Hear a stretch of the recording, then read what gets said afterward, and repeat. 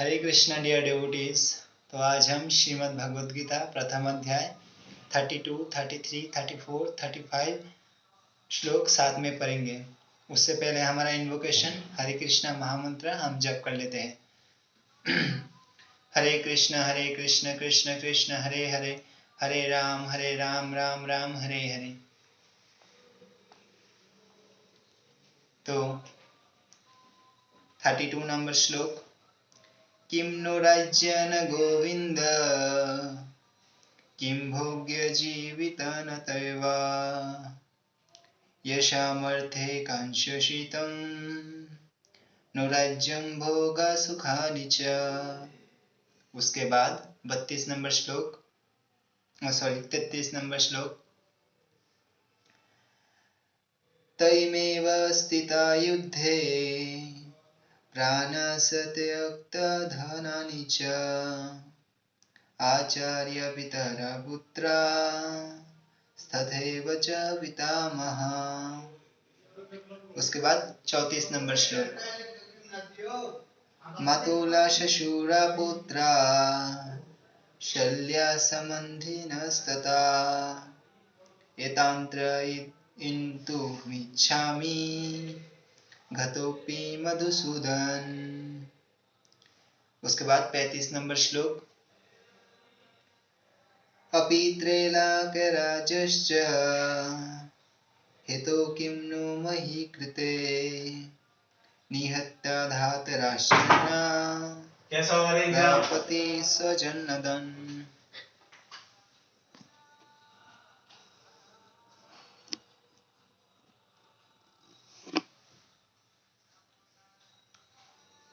Sorry for disturbance, मेरा एक दोस्त आ गया था क्योंकि थोड़ी देर पहले हमारा एक ऑनलाइन एग्जाम गया। ठीक है। अभी किम मतलब क्या लाभ, न मतलब हमको, राज्यन मतलब राज्य से, गोविंद मतलब हे कृष्ण, किम मतलब क्या, भोगे मतलब भोग से, जीवितन मतलब जीवित रहने से, बा मतलब अथवा, येषाम मतलब जिनके,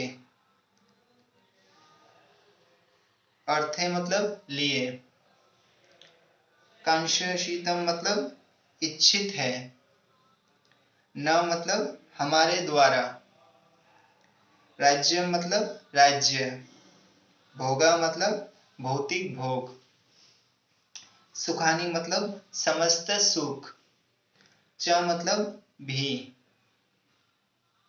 ते मतलब वे, इमे मतलब ये, अवस्थिता मतलब स्थित, युद्धे मतलब युद्ध भूमि में, प्राणान मतलब जीवन को, त्यक्ता मतलब त्याग कर, धनानी मतलब धन से, च मतलब भी, आचार्य मतलब गुरुजन, पितर मतलब पितृगण, तथा मतलब और, एवं मतलब निश्चय ही, च मतलब भी, पितामह मतलब पितामह, मातुल्ला मतलब मामा लोग, ससुरा मतलब ससुर, पोत्रा मतलब पुत्र, शल्या मतलब साले, संबंधिन मतलब संबंधी, तथा मतलब तथा, येतान मतलब ये सब, न मतलब कभी नहीं, हंतुम मतलब मारना, इच्छामि मतलब चाहता हूं, घता मतलब मारे जाने पर, अपि मतलब भी, मधुसूदन हे मधु असुर मारने, हे मधु असुर मारने, हे मधु असुर के मारने वाले कृष्ण, अपि मतलब तो भी, त्रैलोक्य मतलब तीनों लोक में, राज्यस्य मतलब राज्य के, हेतु मतलब विनिमय में, किम्नु मतलब क्या कहा जाए, महिकृत मतलब पृथ्वी के लिए, निहत्या मतलब मारकर, धातराष्ट्र मतलब धृतराष्ट्र के पुत्रों को, न मतलब हमारी, का मतलब क्या, प्रीति मतलब प्रसन्नता, स्वतः मतलब होगी, जनार्दन मतलब हे जीवों के पालक।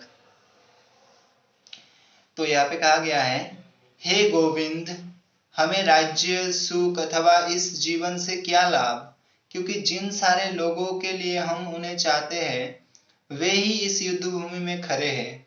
हे मधुसूदन, जब गुरुजन, प्रीतगण, पुत्रगण, पितागण, पितामह, मामा, ससुर, पुत्रगण, साले तथा अन्य सारे संबंधी अपना अपना धन एवं प्राण देने के लिए तत्पर है और मेरे समक्ष खड़े हैं, तो फिर मैं इन सबको क्यों मारना चाहूंगा, भले ही वे मुझे क्यों ना मार डाले। हे जीवों के पालक, मैं इन सब से लड़ने को तैयार नहीं, भले ही बदले में मुझे तीनों लोग क्यों ना मिलते हो। इस पृथ्वी की बात ही छोड़ दे, भला धृतराष्ट्र के पुत्रों को मारकर हमें कौन सी प्रसन्नता मिलेगी। तो ये अर्जुन कृष्ण से बोल रहा है।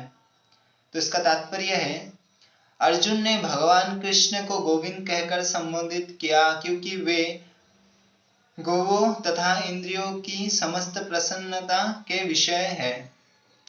इस विशिष्ट शब्द का प्रयोग करके अर्जुन संकेत करता है कि कृष्ण ये समझे कि अर्जुन की इंद्रियां कैसे तृप्त होगी, किंतु गोविंद हमारी इंद्रियों को तुष्ट करने के लिए नहीं है। गोविंद कृष्ण जो है वो हमारे जो इंद्रियां होते हैं तो उनको तुष्ट करने के लिए नहीं होता। हाँ, यदि हम गोविंद की इंद्रियों को तुष्ट करने का प्रयास करते हैं तो हमारी इंद्रियां स्वतः तुष्ट होती है। अगर हम कृष्ण की इंद्रियां मतलब तुष्ट करने की चाह रखते हैं तो हमारी जो इंद्रियां होगी वो भी तुष्ट हो जाएगी। भौतिक दृष्टि से प्रत्येक व्यक्ति अपनी इंद्रियों का तुष्ट करना चाहता है और चाहता है कि ईश्वर उसके आज्ञा पालन की तरह काम करे। तो भौतिक दृष्टि में क्या होता है, लोग अपनी इंद्रियों को तुष्ट करना चाहते हैं और उन्हें लगता है कि भगवान ये मतलब बात समझ ले और उनकी इंद्रियों को तुष्ट कर दे, किंतु ईश्वर उनकी तृप्ति वही तक करते हैं जितनी तक वे पात्र है, उस हद तक नहीं जितना वे चाहते हैं। तो ईश्वर हर किसी की इंद्रिया तृप्ति करते हैं, पर उस स्टेज तक जो मतलब उसके लिए जरूरी है, उससे ज्यादा नहीं। किंतु जब कोई इसके विपरीत मार्ग ग्रहण करता है, अर्थात जब वो अपनी इंद्रिय की तृप्ति की चिंता ना करके गोविंद की इंद्रिय की तुष्टि करने का प्रयास करता है, तो गोविंद की कृपा से सारी जीव की सारी इच्छाएं पूर्ण हो जाती है। पर जब हम मतलब खुद की जो इच्छा होती है उसको तृप्त करने के बदले भगवान की जो इच्छा है उसको तृप्त करने की कोशिश करें, तो भगवान हमें जो चाहिए वो दे देते हैं। हमारी जितनी भी इच्छाएं होती है वो सब पूर्ण कर देते हैं। यहाँ पर जाति तथा कुटुंबियों के प्रति अर्जुन का प्रगाढ़ स्नेह आंशिक रूप से इन सब के प्रति उसकी स्वाभाविक करुणा के कारण है। तो जो अर्जुन है, अर्जुन अपने संबंधियों के प्रति बहुत करुणादय है, इसलिए क्योंकि वो स्वाभाविक रूप से वो बहुत अच्छा है, अतः वो युद्ध करने के लिए तैयार नहीं है। तो इसलिए वो युद्ध करने के लिए तैयार नहीं है क्योंकि उसके मन में उसके संबंधियों के प्रति बहुत करुणा भाव है। हर व्यक्ति अपने वैभव का प्रदर्शन अपने मित्रों तथा परिजनों के समक्ष करना चाहता है, किंतु अर्जुन को भय है कि उसके सारे मित्र तथा परिजन युद्ध भूमि में मारे जाएंगे और वो विजय के पश्चात उनके साथ अपने वैभव का उपयोग नहीं कर सकेगा। भौतिक जीवन का ये सामान्य लेखा जोखा है, किंतु आध्यात्मिक जीवन इससे सर्वथा भिन्न होता है। तो ये तो है भौतिक जीवन जहाँ पे उसे लड़ना पड़ेगा, उसके अपने संबंधियों को मारना पड़ेगा, बट जो आध्यात्मिक जीवन होता है वो इससे बहुत अलग होता है। क्योंकि भक्त भगवान की इच्छाओं की पूर्ति करना चाहता है, अतः भगवान इच्छा होने पर वो भगवान की सेवा के लिए सारे ऐश्वर्य स्वीकार कर सकता है, किंतु यदि भगवत इच्छा ना हो तो वो एक पैसा भी ग्रहण नहीं करता। क्योंकि भगवान की इच्छा की पूर्ति करना चाहता है, क्योंकि भक्त भगवान की इच्छा की पूर्ति करना चाहता है, तो जो भक्त होता है वो क्या चाहता है, भगवान का जो इच्छा है उसको पूर्ण करना चाहता है। भगवत इच्छा होने पर वो भगवान की सेवा के लिए सारे, जब किसी के मन में भगवत इच्छा मतलब जन्म लेता है, तब वो भगवान की सेवा के लिए ऐश्वर्य स्वीकार कर सकता है। किंतु यदि भगवत इच्छा ना हो तो वो एक पैसा भी ग्रहण नहीं करेगा। अगर भगवान की इच्छा ना हो, भगवत इच्छा ना हो, तो वो एक पैसा भी ग्रहण नहीं करेगा। एक भक्त अगर भगवान की इच्छा ना हो कि तब अर्जुन अपने संबंधियों को मारना नहीं चाह रहा था, और यदि उनको मारने की आवश्यकता हो तो अर्जुन की इच्छा थी कि कृष्ण स्वयं उनका वध करे। तो यहाँ पे अर्जुन अपने संबंधियों को खुद मारना नहीं चाह रहा था। वो चाह रहा था कि यदि उनको मारना ही है तो स्वयं कृष्ण ही उनको मार डाले या फिर वध कर दे। इस समय उसे ये पता नहीं है कि कृष्ण उन सबों को युद्ध भूमि में आने के पूर्व ही मार चुके हैं और अब उसे निमित्त मात्र बनाना है। तो जो सब युद्ध भूमि में आए हैं वो तो पहले से ही मर चुके हैं, उनको तो कृष्ण ने पहले से ही मार दिया है। अर्जुन को तो सिर्फ निमित्त मात्र करना है, मात्र बनना है, तो मात्र बनना है सिर्फ। इसका उद्घाटन अगले अध्याय में होगा। तो इसका जो है उद्घाटन वो हम अगले अध्याय में पढ़ेंगे।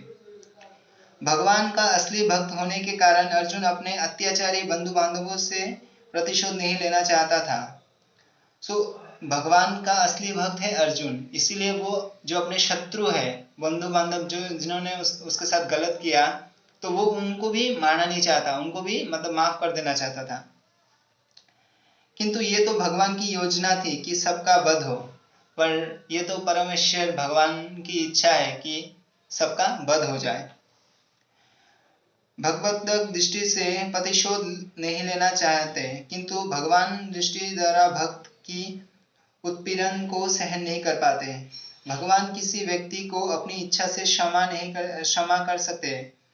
भगवान किसी व्यक्ति को अपनी इच्छा से क्षमा कर सकते हैं, किंतु यदि कोई उनके भक्त को हानि पहुंचाता है तो वे उसे क्षमा नहीं करते। तो भगवान देखिए कैसे है, भगवान अपनी इच्छा से किसी को चोट नहीं पहुंचाना चाहते, किसी को मतलब सजा नहीं देना चाहते, पर भगवान का शुद्ध भक्त जो होता है अगर उसको कोई हानि पहुंच जाए तो वो भगवान उसको नहीं छोड़ते। इसलिए भगवान इन दुराचारियों का वध करने के लिए उद्यत थे, यद्यपि अर्जुन ने क्षमा करना चाहता था। इसलिए भगवान चाहते थे कि अर्जुन इन सब का वध करे, पर अर्जुन ये नहीं चाह रहा था। हरे कृष्णा। तो लास्ट का जो लाइन था वो बहुत अच्छा था कि भगवान का जो शुद्ध भक्त होता है अगर उसको कोई हानि पहुंचाना चाहता है, चोट पहुंचाना चाहता है, तो भगवान स्वयं उसकी रक्षा करते हैं। तो आप लोग पढ़िएगा जरूर श्लोक हर दिन एक करके। हरे कृष्णा। अगर कोई डाउट हो तो please let me know in the comment section. Hare Krishna.